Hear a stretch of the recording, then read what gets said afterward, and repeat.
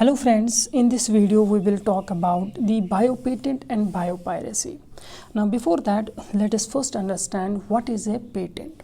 So a patent is basically an official right from a government granting an inventor or an establishment the sole monopoly to make or sell a particular article for a certain period in exchange for a public disclosure of the invention. So it is basically if an inventor or establishment has invented a product or made a product, then the inventor or the establishment is granted monopoly over it, and they are given right to sell it or to make it for a certain period of the time. And they can do so, they are given the patent is so that others are prevented during the period from commercial use of the invention or the product prepared by the patent holder. Now a patent is given for the three criteria. If it follows three criteria, then patent will be given. Number first will be novelty. Novelty means that it is a new invention or the vast improvement over the previous one. If the product that has been prepared or the invention is quite new or it is a vast improvement over the previous one, then it can be granted the patent. Number second criteria which it must fulfill is that it should be non-obviousness of the article or the invention. Non-obviousness means that it should be unknown or it should not be well documented. If it is not well known or it is not well documented, then also a patent can be granted to it. Number third and important criteria is that the product or the invention should have utility value. Utility value means that it should be of direct use to the human beings. If human beings are able to use it directly, then the patent can be given. So patents are given for three criteria: novelty, non-obviousness, and the utility. Now after discussing this, let us now discuss about what are therefore the biopatents. So a biopatent is actually the patent or the official right. So let me write down this. It is a patent or the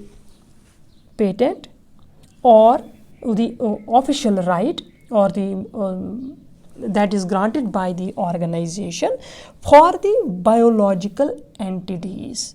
So patent is given for the biological entities or sometimes the products of the biological entities or the products of them, then that type of patent will be called as the biopatents.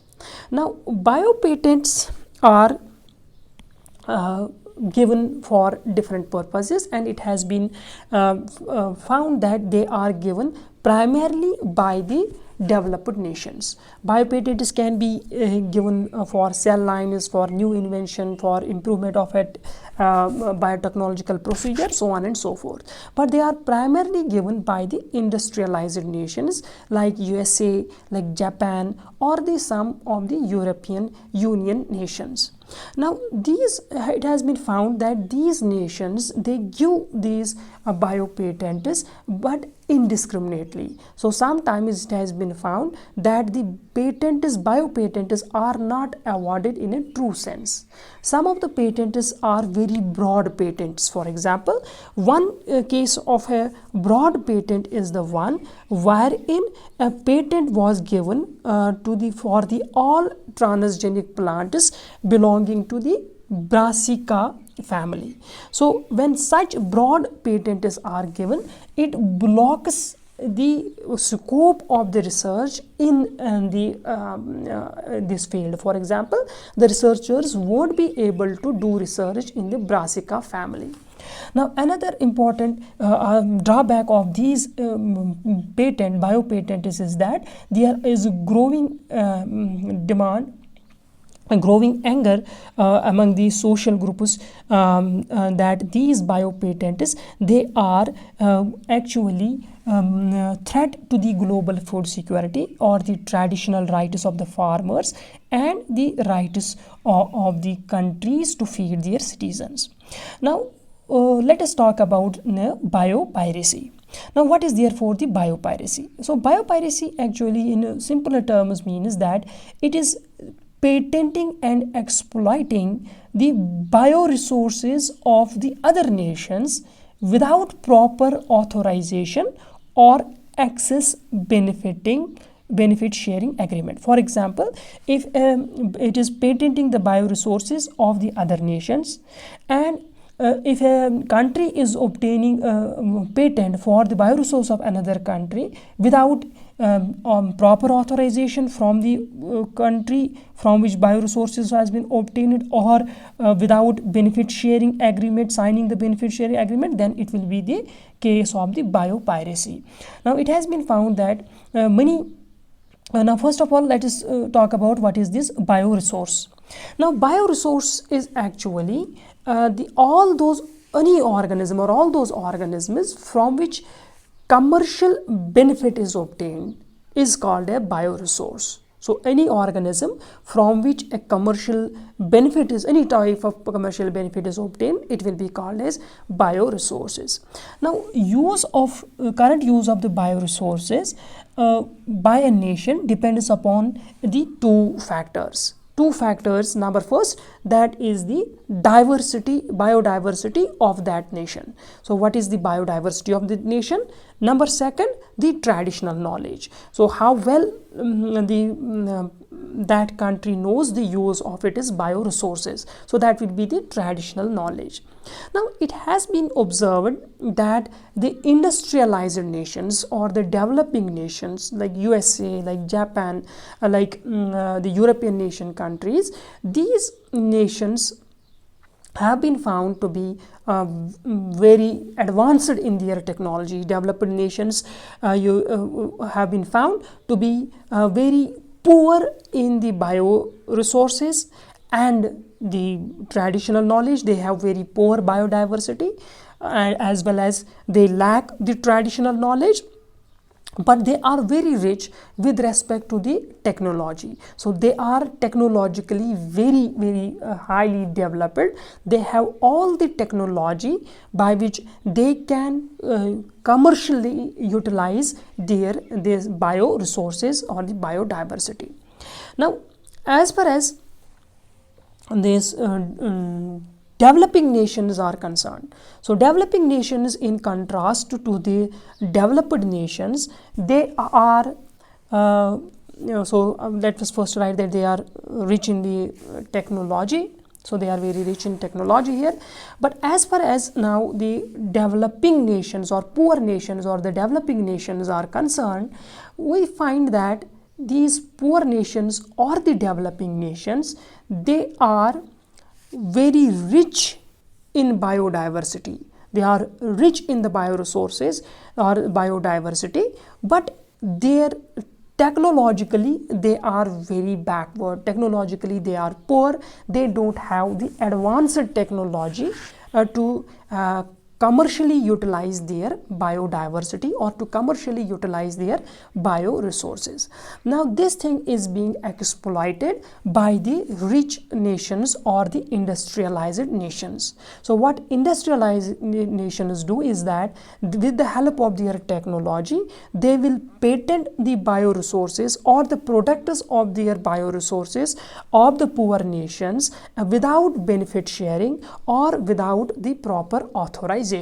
So here I will be explaining few cases of the biopiracy where the industrialized nations have exploited the bioresources of the poor nations.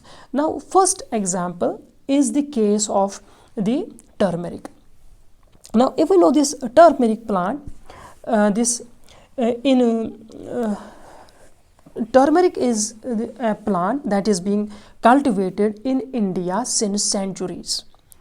Now what US company did in May 1995, from US Patent Office granted a patent to the American company by the name of the Mississippi Medical Center. Mississippi Medical Center is a private company based in the US. This was granted patent by the US Patent Office for the use of turmeric in the wound healing. So they got a US patent from the US Patent Office. They got a patent for use of the turmeric in wound healing. Now this is preventing anybody to use it without having obtained it from the drugstore and after paying a hefty amount. Now this is despite the fact that turmeric is a household article in India. Therefore, this patent was naturally challenged by son of the soil, an Indian by the name of the Dr. R.A. Mashelkar. Dr. R.A. Mashelkar, he challenged this patent, and after 4 months of the submission, it was later ruled that this healing properties of the turmeric had been known in India since centuries. Therefore, the patent was revoked. Now, this was the first case of the biopiracy. Now, the second example of the biopiracy is that of the basmati rice. Now, let us take the second example now. Second example is that of the basmati rice. So, let me write down this basmati rice. Now, there are at least 2 lakh varieties of the rice that are being cultivated in India, out of which 27 varieties are the basmati rice alone. 27 varieties of the basmati are being cultivated in India, for which we have the documented proof. So what the US office again did is that the US Patent Office gave a patent to a company by the name of Ricetech. Ricetech company, this is a company that belongs to the Prince Heinz, and this was given this patent in September 1997, and this patent gave the sole monopoly to the company to grow and cultivate and commercially use the basmati rice. And later on, this was because it was a clear case of the biopiracy, therefore there occurred a diplomatic crisis between India and the USA, and India threatened even to take the matter to the World Trade Organization, and then later on ultimately US Patent Office reviewed the decision and cancelled most claims of the Ricetech company, and therefore it was revoked. Now, another example of the biopiracy is that of the neem plant. So, this is the third example, that of the neem plant. So, neem plant in 1996, the European Patent Office this time, they granted a patent, European Patent Office that granted a patent to a firm by the name of W.R. Grace and Company. This company got this patent for the fungicidal use of neem oil. Later on, this neem for the fungicidal neem oil, later on this was challenged by the 2 people. One was it was challenged because this neem has been in use in India for centuries, therefore it was challenged by Vandana Shiva and Ajay Phadke. So they challenged this in they got challenged this patent, and later on it was also taken by the Indian government, resulting in overturning the patent in 2005. So in 2005, because of the efforts by these 2, Vandana Shiva and Ajay Phadke, the patent for the neem was revoked in 2005. So in 2005 it was revoked in 2005. Now another example of this biopiracy is that of the Brazil. So let me write down it. This is the fourth and the final example, is that of the Brazil.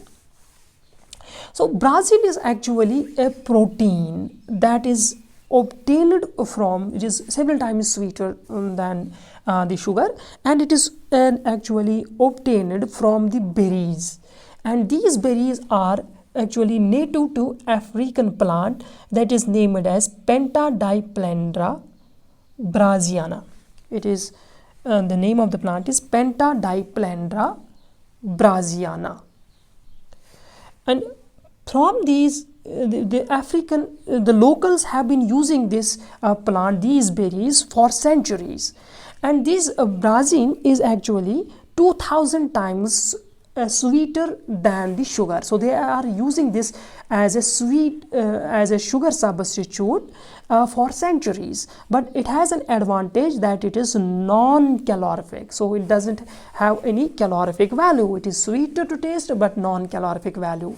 So a USA company, what they did is that they took away the gene that was coding for the Brazil, introduced the same into the maize, and got the plant, hybrid plant, patented. So as a result of that, as a result of this, the traditional use became patented and commercialized, and now the locals will have to pay heavily for an article which is otherwise available to them free of cost. So with the powerful analytical tools and techniques on their side, industrial nations are rapidly exploiting the bioresources of the other countries. Therefore, many countries like the India, they have enacted a strong and comprehensive laws to prevent this biopiracy and to regulate the biopatents. For example, in India there is a law that is called as the Indian Patents Bill, and the recently even the second amendment to the Indian Patent Bill was cleared by the Indian Parliament, and it takes into the consideration unauthorized exploitation of the bioresources, the traditional knowledge, the patent terms, emergency provisions, research and development initiatives. So these are all taken care of by the Indian Patents Rule. Hope you liked the video. See you in the next video. Thank you.